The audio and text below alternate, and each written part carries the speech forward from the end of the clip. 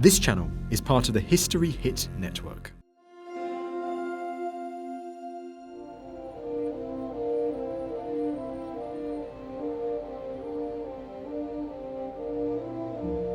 Even before London became the recognised capital of England, the Crown had realised its potential.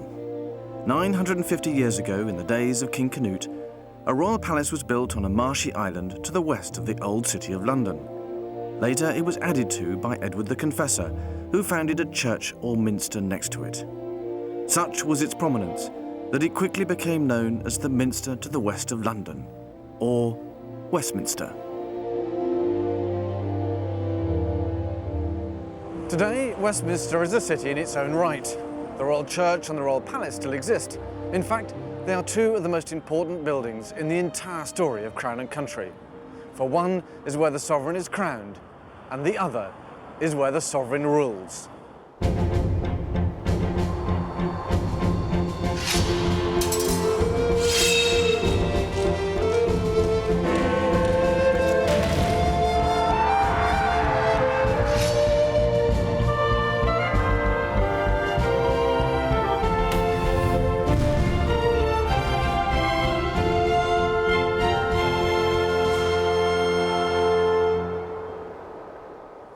Westminster Abbey and the Palace of Westminster provide the backdrops and settings to some of the greatest state occasions and royal pageantry in our nation's life.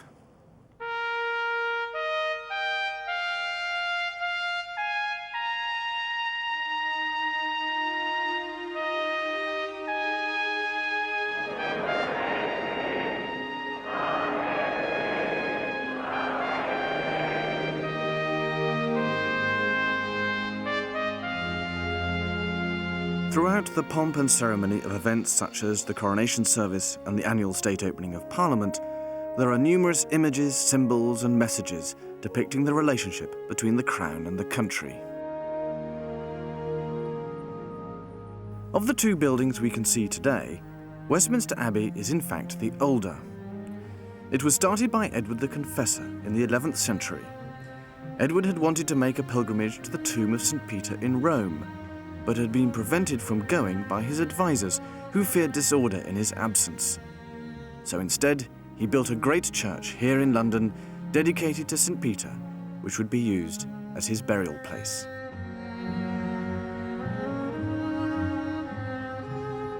The Confessor's Church was actually built on the site of one that had been here since the 7th century, and there's a legend about the consecration of the original St. Peter's.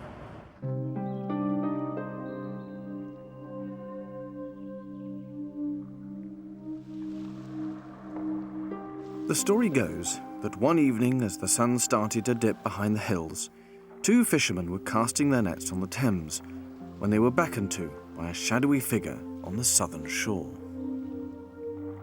Slowly, they rowed over to him. He asked them for a passage across to Thorney Island.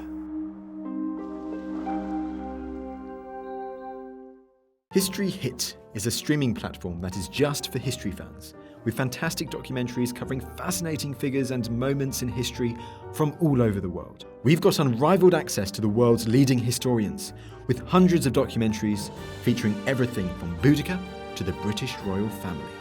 We're committed to bringing history fans award-winning documentaries and podcasts that you cannot find anywhere else. Sign up now for a free trial, and Real Royalty fans get 50% off their first 3 months. Just be sure to use code REALROYALTY at checkout. On the journey, the stranger revealed that he too was a fisherman, and that he had come to dedicate the church that was to bear his name. The two locals were dubious of the stranger's tale until he left their boat and entered the church. At that point, they were bathed in a heavenly light, because it was claimed the stranger was St. Peter, coming back to earth for the dedication service. Soon after this event, Edric, one of the fishermen, was rewarded with a prize catch of salmon.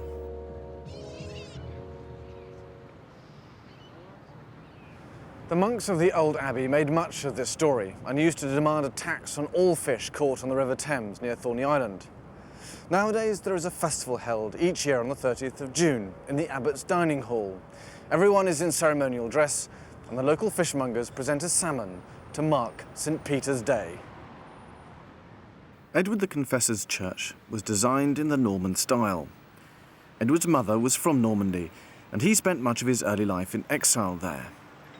However, it was also perhaps a sign of things to come.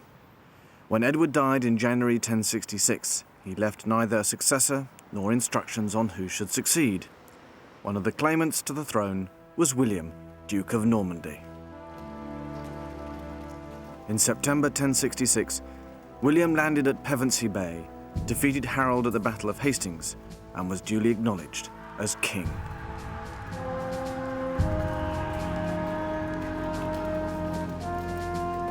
William then deliberately chose to be crowned in the church Edward had so recently consecrated, thus beginning an unbroken tradition for all English and British monarchs.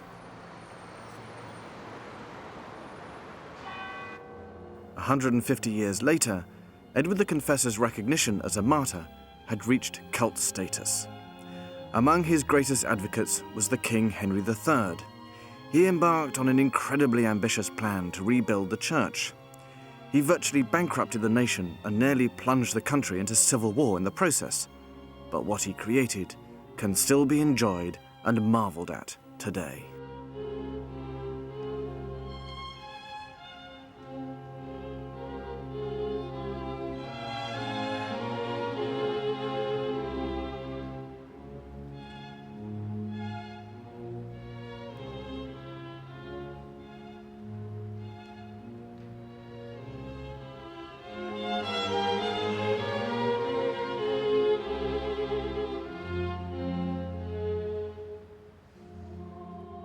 A magnificent new tomb was constructed for the confessor's body. It is decorated in gold and rests on a Purbeck marble and mosaic base.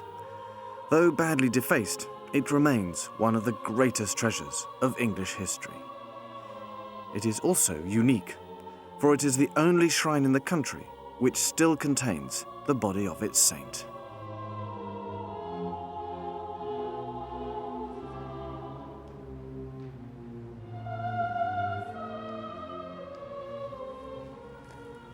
This is the shrine to Edward the Confessor. It's the most sacred place in the abbey, and pilgrims have come to pray at this spot for centuries. Indeed, there are even hollows made by the countless knees which have knelt here.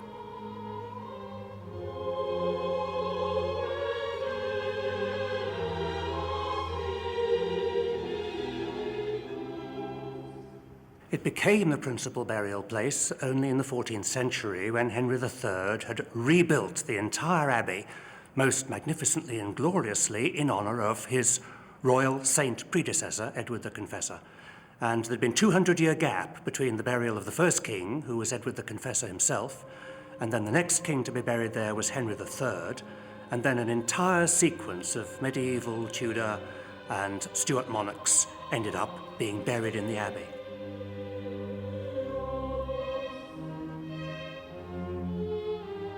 The death masks was a habit imported from France, where there was a tradition of having very elaborate ceremonial on the occasion of a royal death. The advantage of this was partly political, that to have a grand procession in public and grand mourning in a public place asserted the unity of church and state with the monarch, asserted the establishment's solidarity, and was a tremendous deterrent to would-be usurpers or pretenders to step into the throne. These ceremonies obviously took time. Bodies, after death, decay. Henry V, who died in France in August 1422, his funeral procession took over 2 months to reach the abbey, and you cannot therefore possibly consider using the original corpse for the ceremonies that were demanded by ritual. So the tradition was established of making in wooden plaster an image of the dead monarch, of parading it on a carriage in front of the coffin in the funeral procession, and then displaying it magnificently for 30 days in Westminster Abbey on a hearse. By far the greatest effect of the Crown's close association with Westminster Abbey has been to make it the nation's church. While countless events in the nation's life are celebrated within these spectacular vaulted arches, the most vivid demonstration of this role is the coronation service. Will you solemnly promise and swear to govern the people of the United One of the Kingdom other effects of having such a close association with the crown is that many of the Abbey's most historic features from its monastic past have uniquely survived the ravages of time and reform. What many forget is that for more than half of the Abbey's 1,000-year life, it was one of the greatest medieval monasteries in Christendom.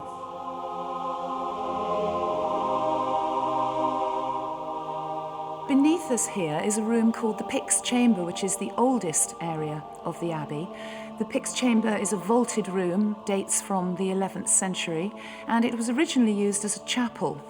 And it is in the Pyx Chamber that we have one of the earliest altars of the Abbey, an early stone altar. After that, though, from the 14th century, it was used for the monastic treasury, and also a large chest called the Pyx, which gave the room its name, was also kept in this chamber.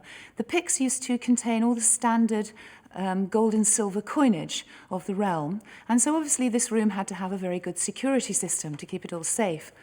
The huge oak door to the Pyx Chamber has 6 locks in it. Each one had a separate key, and each key was looked after by a separate person. So it was pretty secure in that aspect because you had to have all those 6 people together to enable you to open the door. And on the outside of the door, in the cloister, there is a stone sill which is in the floor, and it means that the door to the Pyx Chamber can't open fully. It will only open enough to let a person go in and out of the room, but not sufficiently to let those huge wooden chests come in and out. So it was pretty fail-safe as far as security was concerned.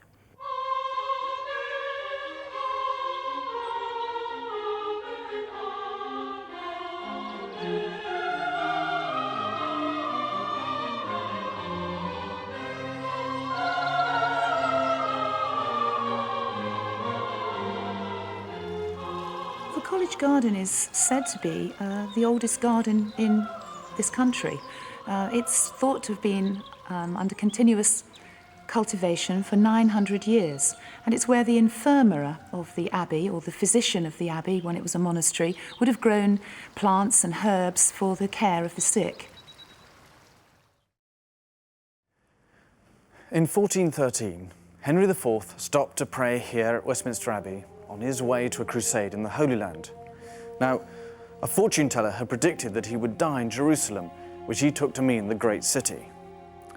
Ironically, he never made the journey, but died soon after of apoplexy here in the Jerusalem chamber.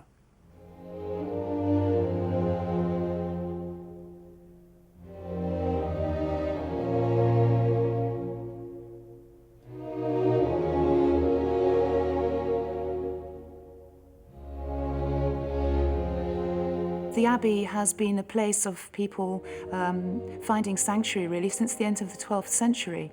And criminals could come to the Abbey precincts and they could claim sanctuary, they could take refuge from the law, as long as their crimes were not anti-church and they were not treasonable. And even though the laws of sanctuary were abolished in the early 17th century, even by 1830, the whole area around the Abbey was still known as the Devil's Acre because of the rather undesirable people who lived in the area. There is another part of London whose name is the only clue to its connection with Westminster Abbey. Covent Garden used to be Convent Garden and was where the monks from the Abbey kept their livestock and grew everything from fruit to vegetables to cereal crops.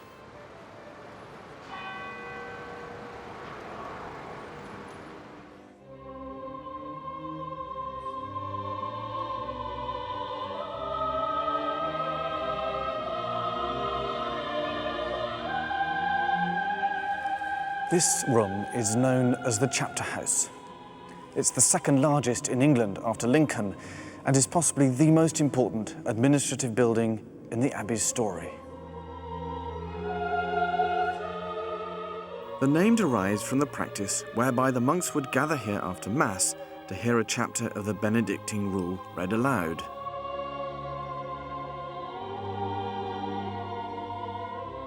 However, this was also where, for 200 years from the 14th century, that Parliament met.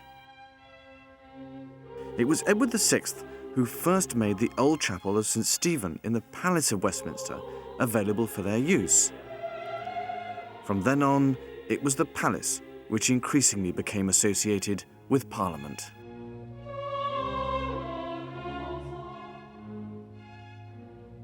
Until then, the Palace of Westminster had been a royal residence, indeed the oldest royal palace in London.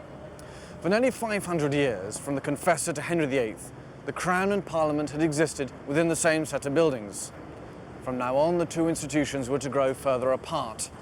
Indeed, to the point at which Parliament summoned a king here to be tried and convicted of high treason.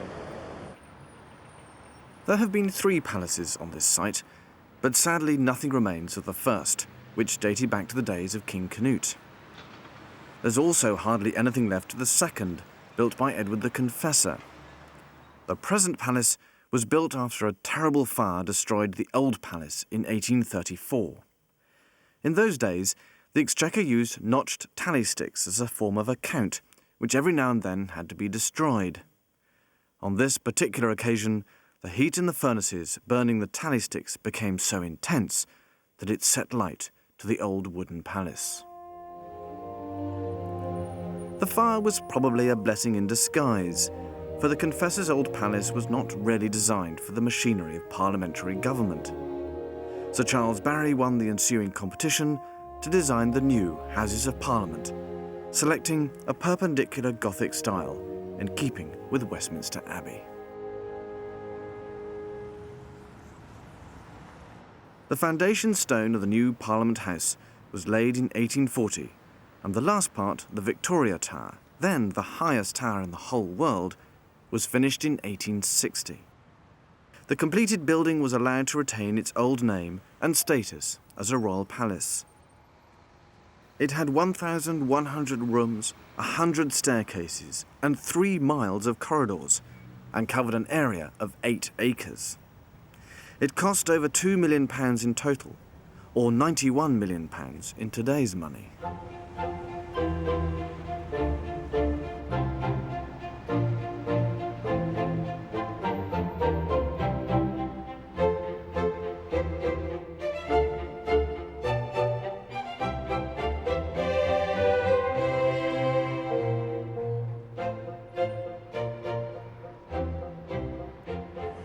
The clock tower, or Big Ben as it's better known, was completed in 1859.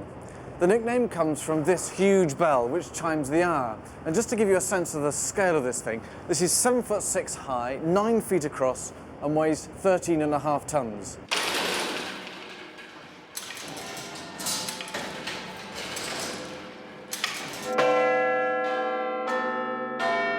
The original bell came from Tyne Tees, but broke before it was hung in the tower. So it was recast at the oldest factory in London, the Whitechapel Bell Foundry. The clapper was too big, and within a couple of months it had cracked the bell. They modified the clapper, rehung the bell, and it still chimes to this day, complete with crack.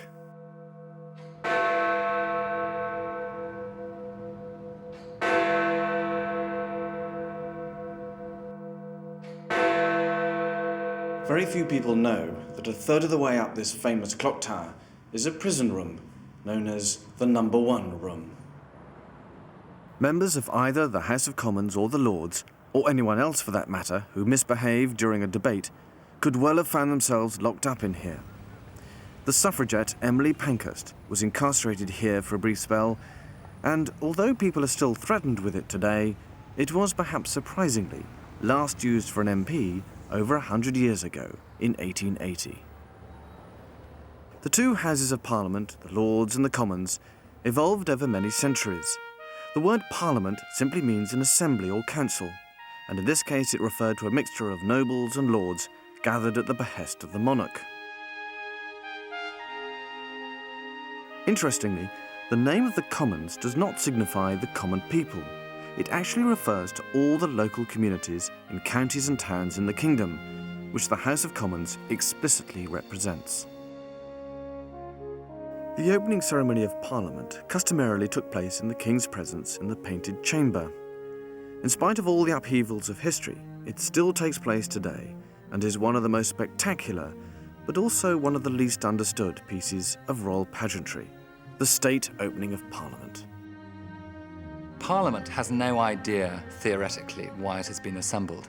And if you look back over the centuries, when Parliament gathered representatives from all over England and they arrived in London, they had no idea why their king had summoned them. They'd received this writ saying, under pain of death, you will attend upon me at my palace at Westminster, where I will tell you, as your sovereign, what I want you to do.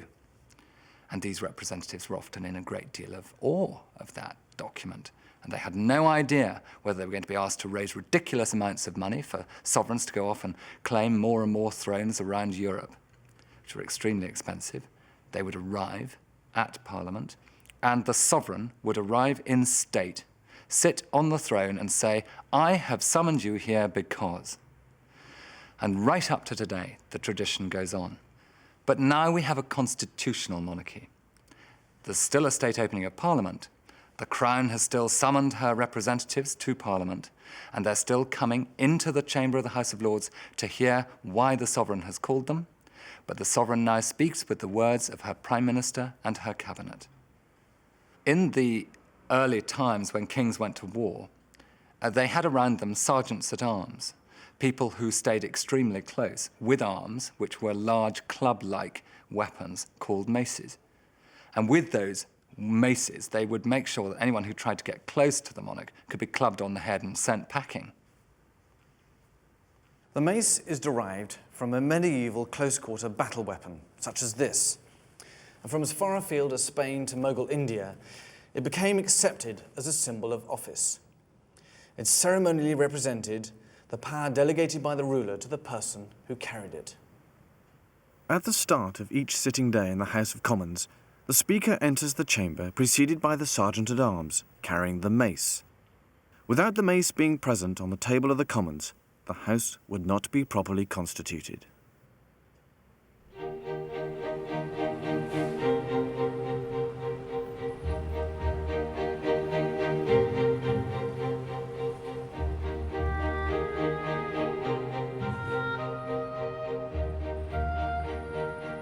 For all the Gothic splendour of Barry's Palace of Westminster, perhaps one of the least known treasures and most important surviving parts of the original palace is Westminster Hall. It was built around 900 years ago, when William Rufus, William the Conqueror's son, was king. It was thought to be the largest hall in Europe, but staggeringly, the king was disappointed with its size, protesting the Great Hall to be a mere bedchamber. The hammer-beam roof is slightly more recent. It dates from Richard II's reign at the end of the 14th century, but that doesn't detract from the scale and impressiveness of its original achievement. It's a magnificent 240 feet long and has the widest unsupported ceiling span in the country. The hall is often used for great ceremonies. Since 1099, monarchs have held coronation festivals here. A banquet would be held in the hall when traditionally the king's champion, a knight on horseback, would ride to the centre of the hall in full armour. There he would throw down his gauntlet to challenge anyone to single combat who disputed the king's right to succeed. The last time that actually happened and a coronation festival was held here was in 1821 for George IV.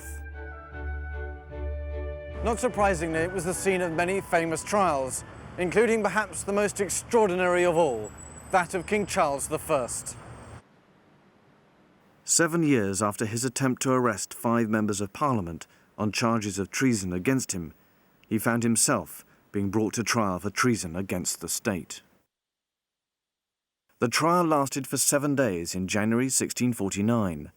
His judges were commissioners appointed by the Commons, but Charles refused to accept the authority of the court, even keeping his hat on throughout the proceedings. The king was found guilty of treason. Death by execution is the punishment, and Charles was given no chance to speak against his sentence. His death warrant was signed by Oliver Cromwell, amongst others, and the date for the beheading was set for the 30th of January, 1649, outside the front of the banqueting house of Whitehall Palace. For the first time in nearly 800 years, the country was about to find itself without a monarch.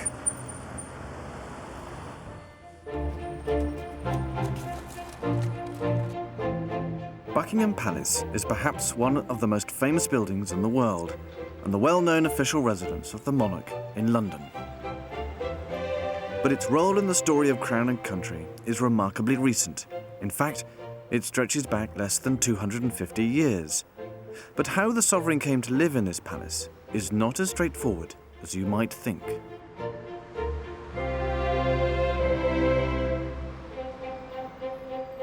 The story begins in the 16th century with Henry VIII. By the time of his death, he'd accumulated more than 60 residences. That's more than any other monarch has ever owned. Only a few have survived the test of time, and in one case, just a small part. This is the banqueting house in London, and it's pretty much all that's left of what was once the largest palace in Europe, the Palace of Whitehall.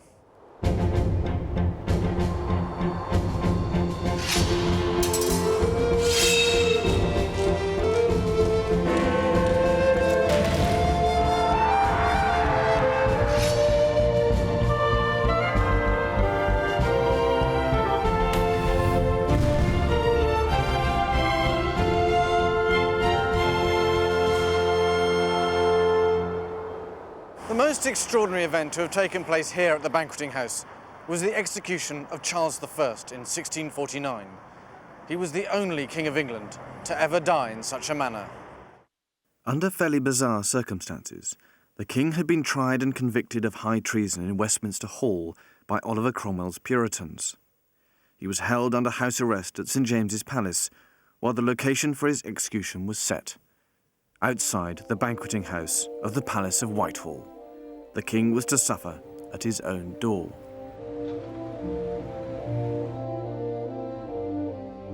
The building epitomised, in a sense, the spirit of Charles and the Stuarts. Charles I had built up a magnificent art collection here with over 460 paintings, which were later dispersed during the Commonwealth era. But the banqueting house still contains the largest and most spectacular work by Rubens.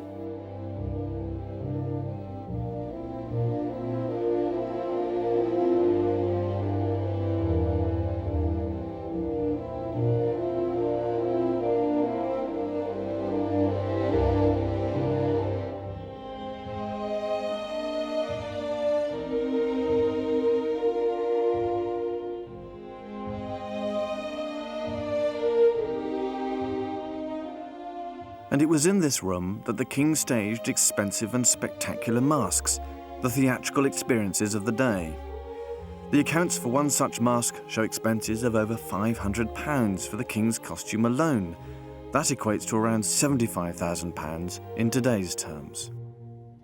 Now it was to be the backcloth for a scene very different to the dramas which had previously taken place here. The day before the execution, his two youngest children, 13-year-old Princess Elizabeth and 9-year-old Henry, Duke of Gloucester, were brought to Charles at St James's Palace to say goodbye. On the day of the execution, the barrier around the scaffold was draped in black cloth so that the crowd would see nothing but the swift descent of the axe.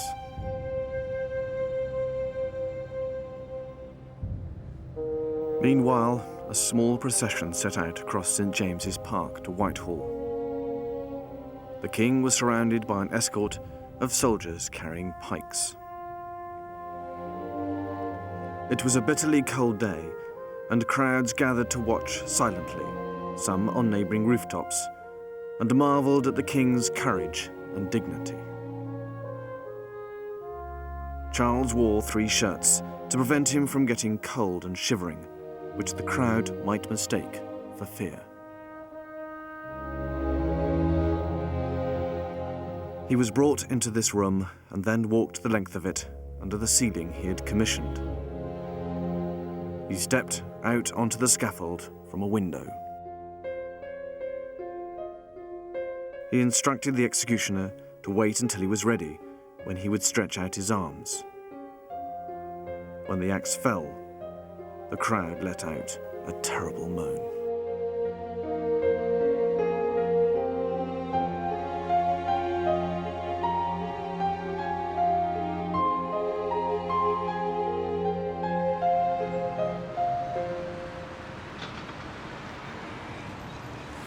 Whitehall was the largest palace Europe had ever seen. It covered some 23 acres and stretched the length of modern Whitehall and from St James's Park in the west to the Thames in the east. The banqueting house where Charles was executed dominated the palace and was the first purely Renaissance building in London. It was the prototype of tens of thousands of buildings all in the classical style and was seen as one of the wonders of Renaissance Europe. It was designed by one of the greatest architects Britain has produced, Inigo Jones. The banqueting house that we see today is in fact the third. This version, with its Rubens ceiling and finery, was begun in 1619, on the same site as the previous house, and is almost exactly the same size. Its modern appearance dates from the early 19th century, when it was refaced. The palace started as the London residence of Henry VIII's first Archbishop of York, otherwise known as Cardinal Wolsey. Wolsey was one of Henry's closest advisors and the Chancellor for 14 years, during which time he became one of the most powerful and wealthy men in the kingdom. Wolsey furnished York Place with lavish splendour, but in a way he did too good a job and made it a most desirable residence. And although King Henry was renowned for owning more palaces than any other monarch, he was actually in need of a central London base. Well, Henry VIII had a terrible crisis in 1512 because his principal palace burnt down. That was Westminster Palace, and he'd got nowhere to go. And it was a crisis that he could only resolve by actually staying over the river with the Archbishop of Canterbury in Lambeth Palace. And this went on for about 15, 20 years, until eventually Cardinal Wolsey, who had been made Archbishop of York, was forced to leave his house, York Place, which subsequently became Whitehall Palace. And what Henry VIII did was took York Place from the Cardinal as he fell and turned it into his own palace, thus solving the problem that he'd had since 1512. Wolsey was renowned for serving the very best wines, which would have been kept in this cellar. It's one of the few remaining parts of the original palace, and now lies in the basement below the present Ministry of Defence building. This was really the undercroft to a building built by Cardinal Wolsey as his guard chamber, where his outer servants waited to make sure that unauthorised people didn't come into his private rooms. And the room above this survived in that function really right the way through until the end of the palace's life. But the room down here that we're now sitting in was actually a wine cellar and was used as such by monarchs right up till the reign of Charles II. After the death of Queen Elizabeth, Whitehall had become really quite run down. In her later years, Elizabeth more or less ignored all sort of building maintenance. And James I came from Scotland. He was staying in a very small, very unglamorous palace, actually, in Scotland. He came down. He must have thought he'd won the jackpot. I mean, it's unbelievable. He came to this incredible palace, huge, wonderful building, slightly decayed, but what he thought he'd do is start to develop it and actually start to turn it into something even more magnificent. And the banqueting house was the very first part of that. When James I built the banqueting house, he really intended to be the first part of a complete scheme to totally rebuild Whitehall Palace. But there were terrible financial problems in his reign, and he was unable to do it. And when Charles I came to the throne, he actually commissioned Inigo Jones to design a massive replacement for the whole of Whitehall Palace. But as we know, Charles I ran into a little bit of difficulty and was really completely unable to do anything. But what's fascinating is that while he was in imprisonment in Carisbrooke Castle on the Isle of Wight, he summoned Inigo Jones to his prison cell, and in his prison cell, he sat down with the architect and tried to design more buildings at Whitehall, which really shows that really as late as that, the king was thinking about coming back to Whitehall and rebuilding it. Charles II had the same ambition. He wanted to rebuild it as well. And in fact, eventually, the only person who may have had any success here was James II. And of course, he left England in disgrace just as his buildings were rising from the foundations. Whitehall Palace may hold the secret as to why Elizabeth I never married. François Duc d'Alençon was the French ambassador to the English court and professed to be longing night and day to sleep in the monarch's great bed and show what a fine marriage companion he could be. Elizabeth was at first quite smitten by the young French courtier, but then had second thoughts and needed to find a way to tactfully retreat from the situation. So one day, while walking in the gallery at Whitehall with the French ambassador and one or two others, Elizabeth kissed him, drew a ring from her finger, and announced that she would marry him, but only under certain conditions. Elizabeth took a gamble that the French king would never allow his ambassador to marry under such conditions, and even if he did, she was prepared to raise the stakes again. And so it was the Queen was able to thwart the proposal without actually rejecting it, and remain single. Sadly, Whitehall is a lost palace, for in 1698 it caught fire. Over 1,000 apartments were destroyed. On a fateful day in 1698, a maid was drying linen over a charcoal brazier. She left the room and the palace went up in flames. And whatever they tried to do to stop it, it failed. They got big barrels of gunpowder to blow up bits of the building to make a fire break, and all the gunpowder did was actually set more bits of the building alight. And ultimately, the only part of the building to be saved was the banqueting house. And this bit. And this bit. This was also saved. This was saved because it's brick and stone, and also it was partially below the ground. And when this building was built, it was realised that, in fact, the wine cellar was really something that was worth preserving. And it's not actually in the same place as it was found, is that right? No, it's a bit of a fraud, actually, because this building is now about 15 foot deeper than it was originally and about 30 foot further south. Because when the original plans for building the Ministry of Defence were put together, and it was decided to keep this building, they realised that it would have been sticking out of the side in rather an awkward way. And so it was moved bodily, on rollers, very, very slowly and very carefully, and down and dropped into a hole, where it sits really quite happily, but rather oddly today. The fire of 1698 damaged so much that it effectively ended the role of the palace in the story of the Crown. The court moved instead to another of Henry VIII's residences, here at St James's.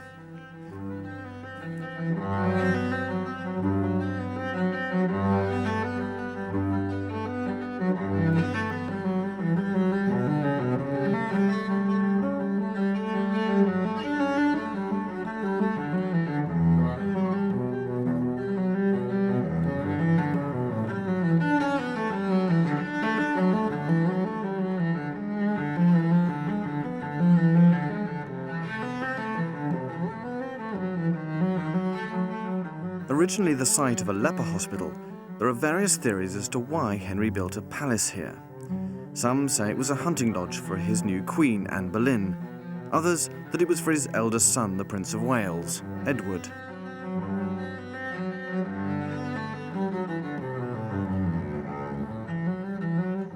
Whichever, it was a greenfield site conveniently close to the Palace of Whitehall.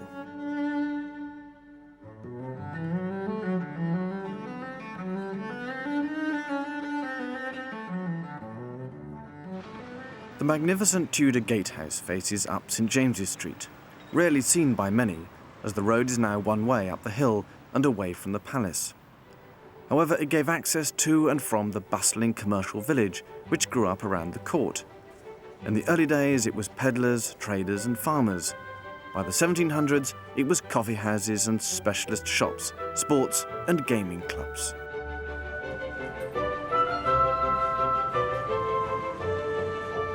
The layout, certainly the courtyards, are exactly the same as they were when Henry VIII built it. It was the Stuarts who used it intensively. Charles I lived here, and his sons, Charles II and James II, played here as children. There was no mall, therefore they played in the park a great deal, so that when Charles I went to his execution, he was able to point to trees in the park that his sons had climbed.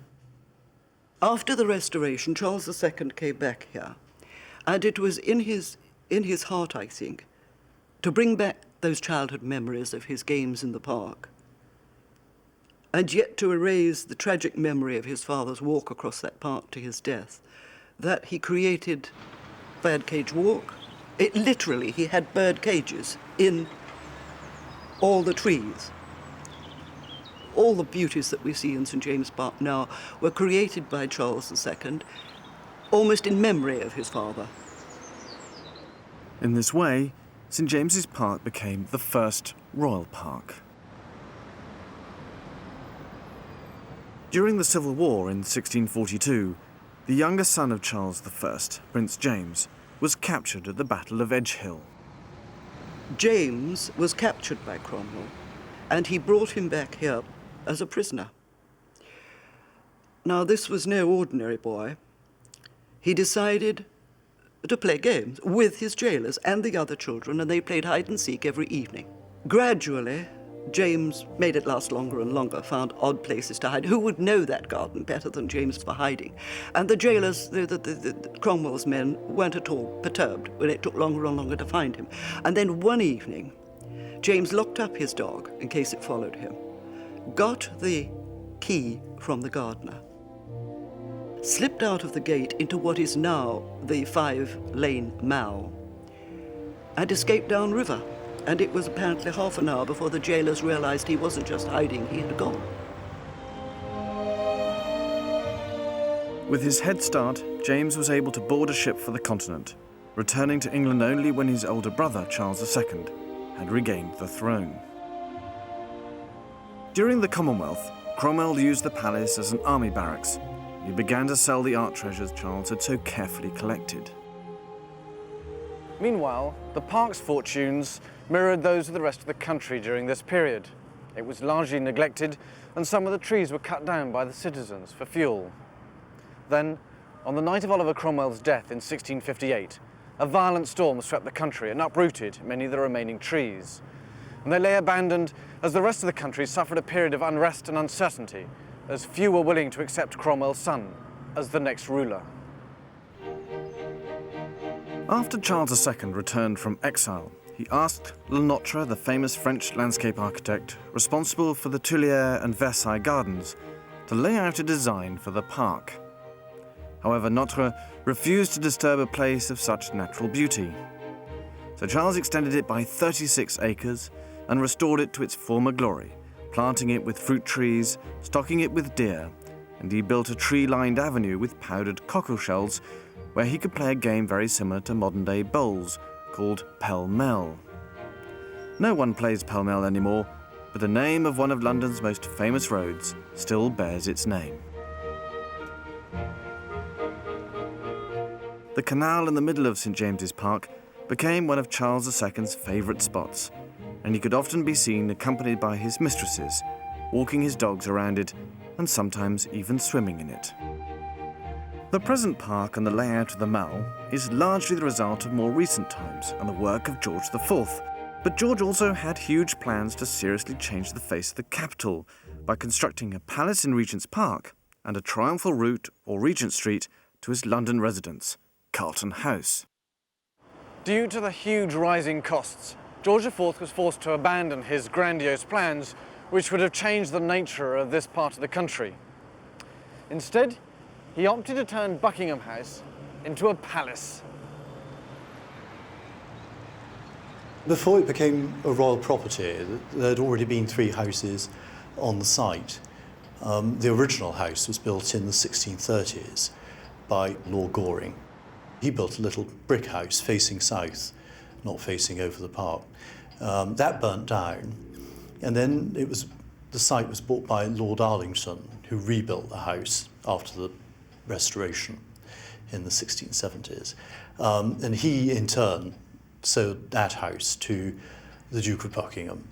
The Duke of Buckingham was extremely ambitious, and as well as the Mulberry Garden, he wanted to lay out a great forecourt in front facing over the park, just on the site of the present forecourt of the palace. And that was actually Crown property because it was part of the park. So he was squatting, he was sort of encroaching into the park. But it was made right and he was given a lease, but the lease expired in the middle of the 18th century. It was acquired for George III after he came to the throne and after his marriage in 1761. And it was a series of circumstances. The part of the property was Crown lease, and the lease came up at that time, and that enabled the Crown estate to acquire the whole property.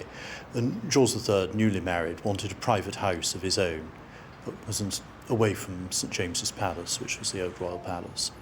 And this provided a perfect opportunity.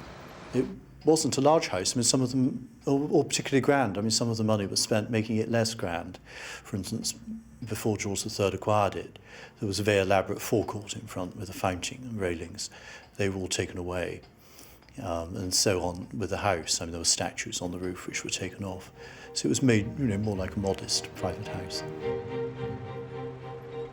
George III had no fewer than 13 children, and obviously had to make room for them all. But he also had a passion for his library. He collected books, and books tend to grow as well, and so he kept adding libraries on. So on one side of the palace, on the north side, he was adding rooms for the children, and on the south side, he was adding on rooms for the library. And he ended up with a huge library, I mean, sort of 60 or 70,000 books in 4 separate rooms.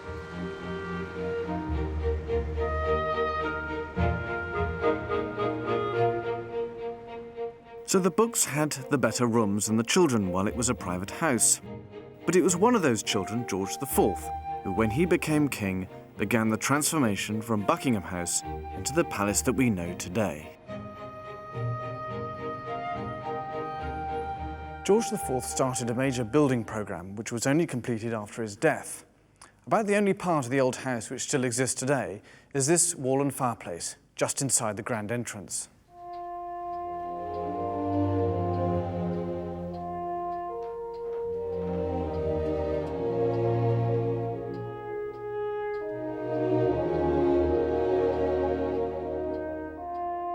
The majority of the conversion was designed and carried out by John Nash, although not completed by him. He exceeded his budget by so much, he was taken off the job. The building has never been a particularly popular one. William IV never liked it, and when the old Palace of Westminster, which had been used as a permanent home for Parliament since 1550, burnt down in 1834, the King offered Buckingham Palace as a new home. Parliament refused, and the palace became the accepted official London residence of the monarch. William was therefore forced to carry on the work his brother George IV had begun. Queen Victoria was equally unimpressed with the building, and even more with the bureaucratic staffing arrangements. For instance, to have a fire required 3 departments: the parks and foresters to supply the wood, the housekeepers to clean and lay it, and the master of the households to light it.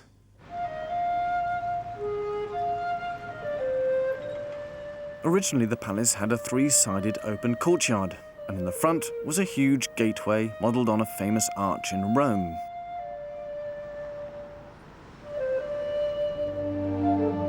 Much of the intended effect and grandeur of the palace was lost, because during Queen Victoria's reign, a new wing was built across the front of the courtyard, creating a quadrangle. So they removed the archway and had it placed at the top end of Hyde Park. This is what we now call Marble Arch, and of course, it's still there today.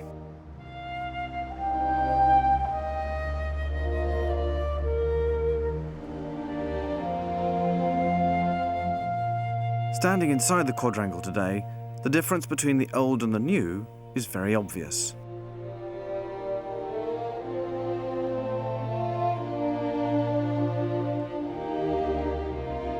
The present facade is even more recent.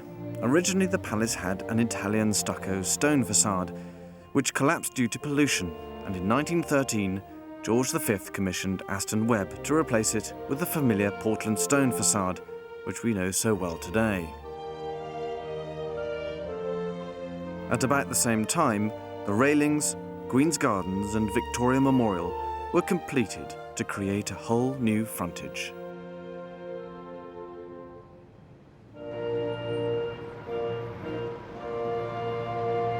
The completed effect of the Mall, the Victoria Memorial and Buckingham Palace is ideally suited to the monarchy's purpose and role. It's regularly and spectacularly used for royal occasions and state processions.